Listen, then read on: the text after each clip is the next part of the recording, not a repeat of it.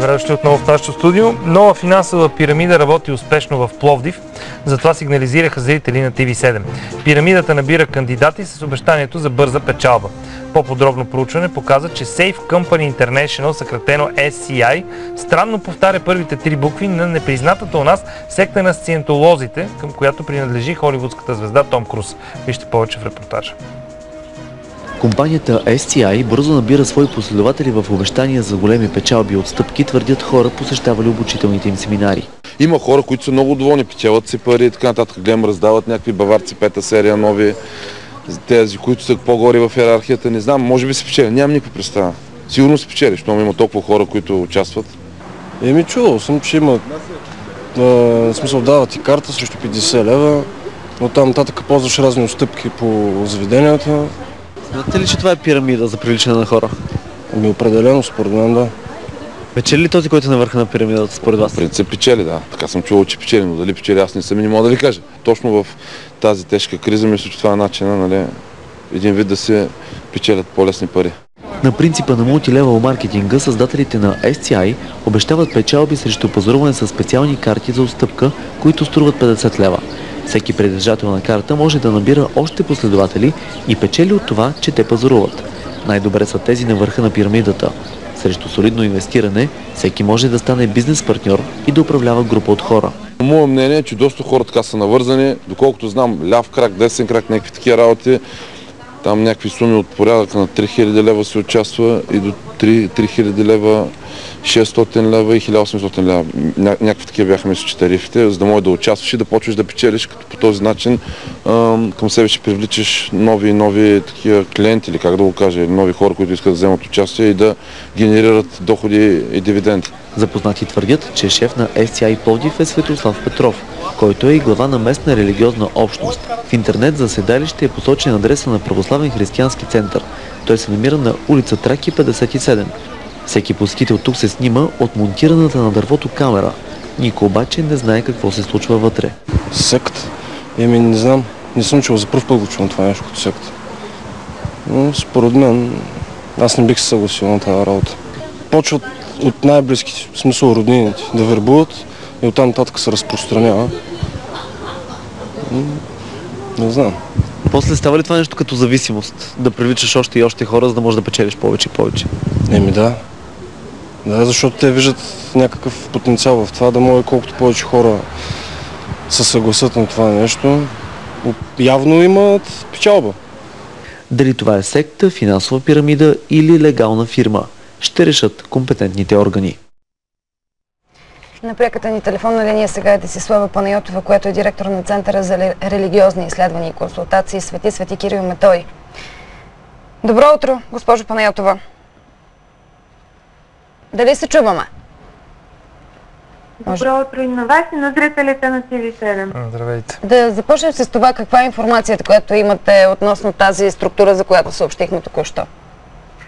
И това, което ние имаме като информация, касае наистина характерно за 20 век, края на 20 век явление, което се състои в оформянето и практикуването на така наречената комерциална сектантска търговия и печалба. И в историята на това явление има няколко такива общности по света от най-различен тип.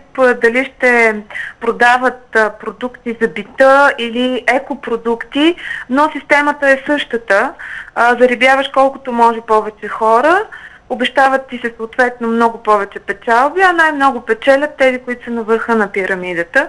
И според мен тук става за същото нещо реч, като лошото е, че това явление се случва в Пловдив и в България в момента, може би най-тежката криза, която усещаме в България и в обществото ни. Те не използват ли точно това, между другото? Моля? За развитието на подобни, как да кажа, секти, вие ги нарекохте, за тяхното развитие не е ли най-подходящ периода именно на кризи? Именно и за мен това е изключително тревожно, тъй като някога, когато, да кажем, народът ни е бил под робство, бил е беден, но въпреки това е строял храмове, манастири и по този начин е строял духа на нацията и бъдещето на България. Днеска се източват не само джобовете на българите, а и духа на българите, вярата на българите по този начин. И това просто деструктурира на държавата. Разбирате ли? Да. И всяко семейство и нацията. Госпожо Панайотова, какво знаете за Светослав Петров, който всъщност е шеф на тази организация, както и на така наречения Национален християнски център? Този Национален християнски център има протестантска основа. Аз бих казала, че даже не е от значение дали са регистрирано вероизповедание или не, независимо дали са регистрирани в съда или не, защото всяка секта в България е вредна толкова, доколкото подменя същинските послания на християнството и въвежда някакви съмнителни практики в живота на хората, които участват в тая общност. Така че при всички случаи тук става въпрос за някаква мимикрия, за някакви финансови интереси и аз наистина смятам, че колкото по-скоро съответните органи се вземат в проучване на тая съмнителна система въобще на дейност, толкова по-добре за българите. Вие имате ли данни за това колко души са се включили към момента към тази секта? Сега нямам данни точни, тъй като те не казват за това нищо. Въпросът е, че пирамидалният характер на дейността им е повече от очевиден, тъй като е свързан с лъскава реклама, с привличане на млади и неориентирани хора, в духовно отношение неориентирани, и им се обещава бърза печалба. Това е типично за комерциалните секти. Добре, да обяснете защо секта. По време на техните сбирки те проповядват ли, казахте, протестантската религия изповядват? Кажете ни какво се случва по време на една такава среща? Аз не съм била на подобна среща и няма и да бъда. Не бих изстъпила на такова място. Въпросът е, че това, което се проповядва, то може да не е директна проповед на протестантство, а то е проповед на псевдоценности, които се внушават като начин на живот, като начин на мислене.